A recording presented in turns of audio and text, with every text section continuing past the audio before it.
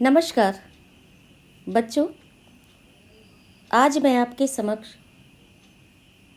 8वीं कक्षा की हिंदी पाठ्यपुस्तक बसंत से भगवान के डाकिए कविता लेकर उपस्थित हुई हूँ, जिसके रचयिता रामधारी सिंह दिनकर जी हैं।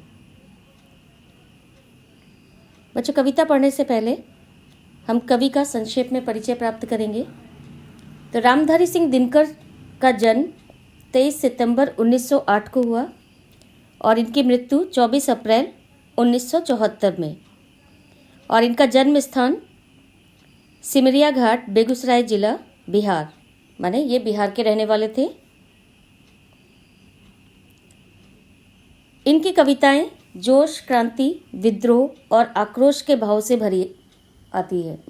माने कहने का है कि इनकी कविताओं में जो है जोश की भावना थी और कविता जो है क्रांति और विद्रोह के भावों से भरी हुई है। इन्होंने रश्मिरथी, परशुराम की प्रतीक्षा, उर्वशी जैसी महान कृतियाँ लिखी। रामधारी सिंह दिनकर जी को उर्वशी के लिए भारतीय ज्ञानपीठ पुरस्कार तथा संस्कृति के 4 अध्याय के लिए साहित्य अकादमी पुरस्कार से सम्मानित किया गया। साथ ही इन्हें भारत सरकार ने पद्म विभूषण की उपाधि भी दी। दिनकर जी ने कविता को मनोरंजन का साधन नहीं बल्कि लोगों को जागृत करने का जरिया बनाया। बच्चों ध्यान दीजिएगा, कहने का तात्पर्य क्या है कि इनकी कविताएं केवल मनोरंजन के लिए नहीं थी, बल्कि इनकी कविताओं को पढ़ने से लोगों में जागरूकता आती थी।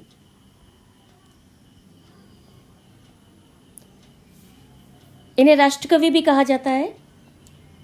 तो इनकी जो राष्ट्रभक्ति थी वह ब्रिटिश हुकूमत को पसंद नहीं थी। यही कारण था कि 11 वर्षों की नौकरी में उनका 23 बार स्थानांतरण किया गया। माने इनको 23 बार जो है एक जगह से दूसरी जगह इनका तबादला किया गया। इसके बावजूद उन्होंने अंग्रेजी अत्याचार के विरुद्ध लिखना नहीं छोड़ा।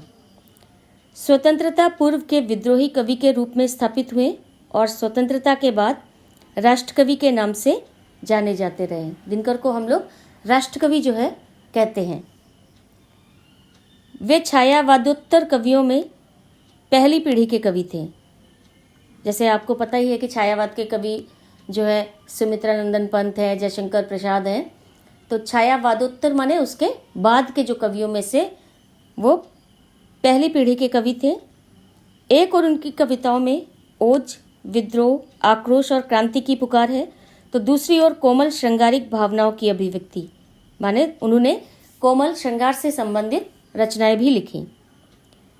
इन्हीं 2 प्रवृत्तियों का चरम उत्कर्ष हमें कुरुक्षेत्र और उर्वशी में मिलता है। उनकी जो उर्वशी रचना है उसमें जो है कोमल श्रृंगारिक भावनाओं की अभिव्यक्ति है, और जो उनकी कुरुक्षेत्र है वो क्या है, ओज, विद्रोह और आक्रोश की रचना है।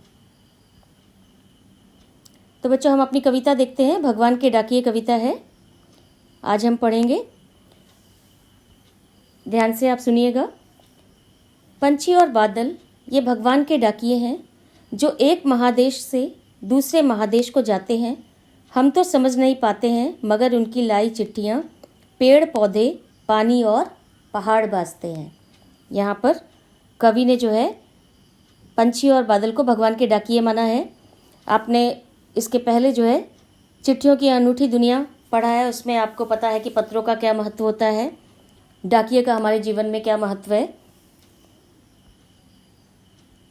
तो यहाँ पर कवि कह रहे हैं कि पंछी और बादल जो है वो भगवान के डाकिए हैं। ये एक देश से उड़कर दूसरे देश जाते हैं और खास संदेशों का आदान प्रदान करते हैं। माने जो भगवान हमें संदेश देते हैं वो संदेश ये एक दूसरे में आदान प्रदान करते हैं। तो ये संदेश हम नहीं समझ पाते, लेकिन इस संदेश को पर्वत, जल, पेड़ पौधे आदि बखूबी समझ लेते हैं। माने पंछी और बादल जो है भगवान का जो संदेश है वो संदेश हमें समझ में नहीं आता, लेकिन पेड़ पौधे, पहाड़ ये सब जो है उन संदेशों को समझ लेते हैं।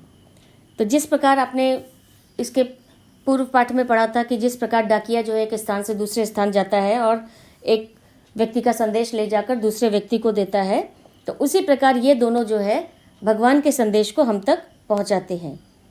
उनके संदेशों को पढ़ना हमारे लिए भले ही मुश्किल हो, लेकिन पेड़ पौधे, पर्वत और धरती इन्हें आसानी से पढ़ लेते हैं। कवि ने हमें इस कविता में आपसी भेदभाव को भूलकर मिलजुल कर रहने की सीख दी है। आप ध्यान दीजिएगा कि इस कविता का मुख्य उद्देश्य क्या है? आपसी भाईचारे के साथ रहना, प्रेम के साथ रहना। कवि ने पंछी और बादल को भगवान के डाकिए इसलिए माना है क्योंकि ये संदेशों को एक स्थान से दूसरे स्थान तक पहुंचाने में हमारी सहायता करते हैं। इसके बाद आगे देखिए, बच्चे ध्यान दीजिएगा। कवि ने बादल और पंछी को भगवान का डाकिया माना है और उन्होंने जो है कहा है कि एक देश की सुगंध जो है दूसरे देश जाती है, वो पंछियों के पंखों के माध्यम से जाती है, हवा के माध्यम से जाती है। आगे देखिए, कविता की अगली पंक्तियाँ देखिए। हम तो केवल यह आंकते हैं कि एक देश की धरती दूसरे देश को सुगंध भेजती है और वो सौरभ हवा में तैरते हुए पंछियों की पाखों पर तिरता है माने तैरता है, और एक देश का भाप दूसरे देश में पानी बनकर गिरता है। यहाँ पर जो है कवि ने जो है हमें जो प्रकृति की महानता के बारे में बताया है। कवि का मानना है कि जो प्राकृतिक क्रियाकलाप होते हैं उनके पीछे जो प्रयोजन है, जो उद्देश्य है, वो हम नहीं समझ पाते।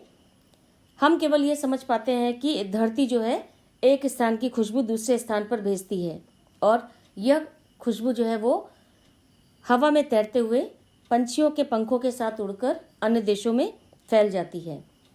इसी प्रकार हम ये मानते हैं कि एक जो बादल है वो एक देश का पानी भाप के रूप में ले जाकर दूसरे देश में पानी के रूप में बरस जाता है। बच्चों, आपने पढ़ा होगा जो किस प्रकार जो है जब वेपर बनता है, भाप बनता है और वो जो है बाद में फिर जो है वो पानी के रूप में जो है बारिश के रूप में जो है पृथ्वी पर फिर आ जाता है। इस जो ये एक चक्र है, ये चक्र आपने पढ़ा है।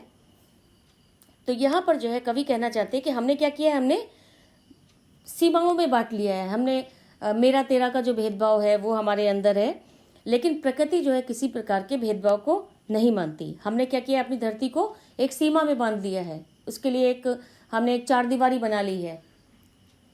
तो प्रकृति के लिए जो है सभी एक समान है, वो इस प्रकार का कोई भेदभाव नहीं मानती। इसीलिए जो है एक देश की धरती जो है दूसरे देश में अपनी सुगंध भेजती है और एक देश का जो भाप है वो दूसरे देश में पानी बरस के रूप में जो है बरस जाता है। तो कवि का कहना है कि हम मनुष्य जो है हम क्या करते हैं, देश को सीमाओं के माध्यम से जानते हैं, लेकिन प्रकृति जो है वो किसी सीमा को नहीं जानती। वह अपना जो उसका जो वरदान है वो सबको देती है। ऐसा नहीं है कि वो प्रकृति कहती है, सूर्य कहता है कि नहीं हमारी रोशनी केवल जो है भारत के लिए है, दूसरे देश में हम नहीं देंगे। तो यहाँ पर जो है कवि का कहना जो है ये है कि कवि कहना चाहते हैं कि हम जो है पूरा देश में जितने भी लोग हैं वो सब एक समान है। हमें सभी के साथ मिलजुल कर रहना चाहिए, हमें सभी के साथ सहायता करनी चाहिए, एक दूसरे की सहायता करना चाहिए, परोपकार करना चाहिए। और यहाँ पर जो है एकता और भाईचारे के साथ रहने का संदेश जो है कवि ने पंछियों के माध्यम से दिया है और उसके लिए उसने जो है उदाहरण दिए हैं। खुशबू का उदाहरण दिया है, फिर एक उदाहरण दिया है पानी, भाप और पानी का उदाहरण जो है दिया है। प्रकृति के लिए सब समान है। तो बच्चों, कविता आपको समझ में आ गई होगी। हम कविता का सारांश देखते हैं।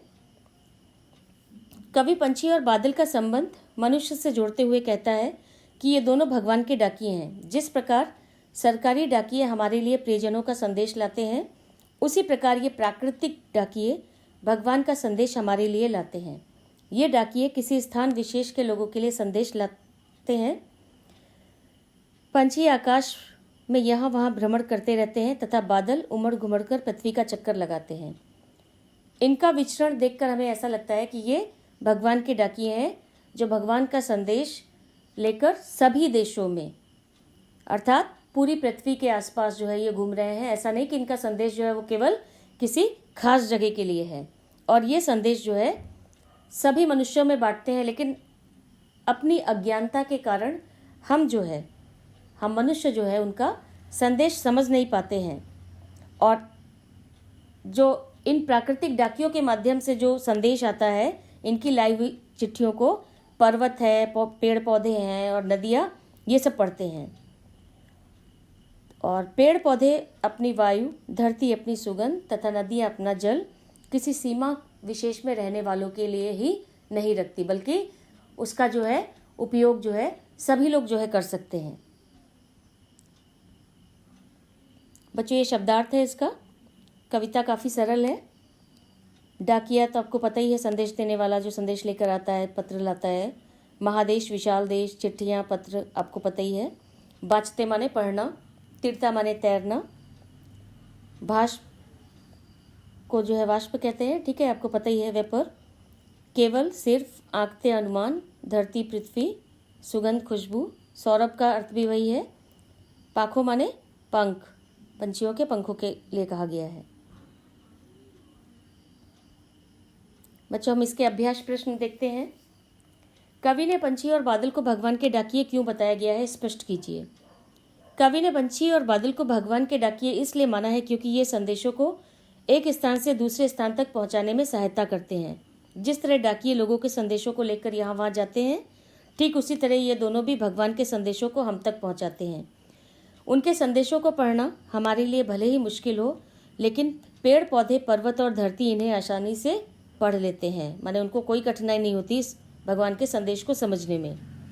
कवि ने इस कविता में हमें आपसी भेदभाव को भूलकर मिलजुल कर रहने की सीख भी दी है। बादल शीतलता का संदेश देते हैं और पंछी अपने पंखों पर सुगंधित वायु को लेकर एक देश से दूसरे देश में जाते हैं। अगला प्रश्न देखिए। पंछी और बादल द्वारा लाई गई चिट्ठियों को कौन कौन पढ़ पाते हैं, सोचकर लिखिए। अभी हमने आपको थोड़ी देर पहले ही बताया कि चिट्ठियों को कौन पढ़ता है। पर्वत, पेड़ पौधे और पानी है, धरती है, यही पढ़ते हैं, क्योंकि यही उनकी भाषा को जो है अच्छी तरह से समझ पाते हैं। इस कविता के माध्यम से कवि क्या संदेश देना चाहता है? एकता, भाईचारे और प्रेम के साथ मिलजुल कर रहने का संदेश देना चाहता है।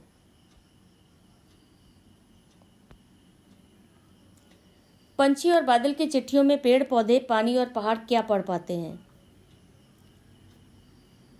पेड़ पौधे, पानी और पहाड़ पंछी और बादल की चिट्ठियों में भगवान द्वारा भेजा गया एकता और सद्भावना का संदेश पढ़ पाते हैं। इस पर अमल करते हुए नदी अपना जल सबको देती है। नदी नहीं कहती कभी किसी को कि नहीं, हम जो है ये पानी जो है किसी खास माने वर्ग के लिए है। पहाड़ अपना सबको आश्रय देता है। पेड़ पौधे भी सभी को एक समान रूप से अपने फल फूल और सुगंध देते हैं। भगवान पूरे विश्व को एक मानकर अपना प्रेम सभी में बराबर बांटते हैं। उनका ये प्रेम बादलों द्वारा पानी के रूप में धरती पर आता है, जो पेड़ पौधों में जीवन भरता है। इसे ही पेड़ पौधे, पानी और पहाड़ पढ़ते हैं। अब अगला प्रश्न देखिए। एक देश की धरती दूसरे देश को सुगंध भेजती है, कथन का भाव स्पष्ट कीजिए। इस कथन में कवि कह रहे हैं कि प्रकृति किसी सीमा में बंधी हुई नहीं होती, वो बिना किसी रोक टोक और भेदभाव के एक देश की खुशबू और हवाओं को दूसरे देश में भेजती है। कवि का भाव यही है कि एक देश की धरती दूसरे देश को प्यार और सौहार्द भेजती है। यहाँ सुगंध भाईचारे का प्रतीक है और गंध प्यार का।